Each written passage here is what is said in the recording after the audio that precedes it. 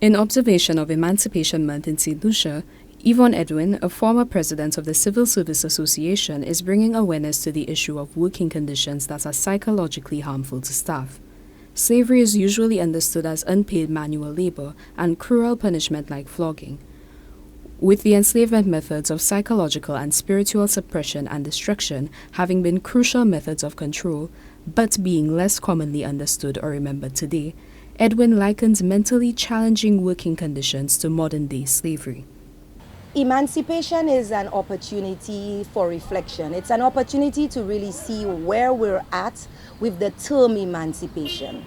Are we liberated? Are we operating in workspaces that provide that conducive working environment that every employee is supposed to have? I would say no. There's a lot of bullying. There's a lot of oppression. There is what I refer to as modern-day slavery. She says that whilst means of redress exist, there is also a lack of will to substantially resolve issues of bullying and other stressors, making the process of seeking redress into battles of attrition for already vulnerable employees. Within the collective agreement, within the staff orders, as it relates to trade, the trade union and providing a platform for that, yes, there is the grievance handling procedures, but the fact of the matter is injustices such as those are delayed. They're delayed by the system. We see what happens with even the judicial system.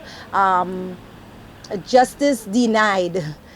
We know how that phrase goes. And so there is no one avenue that I can speak to that can address it, but there are processes, there are places that persons can go. It's the denial, it's the fact that redress does not come soon enough, and it's the fact that people continue to either get very frustrated with the system and leave it alone. Edwin sees opportunity for employees' mental health and wellness to contribute positively to productivity.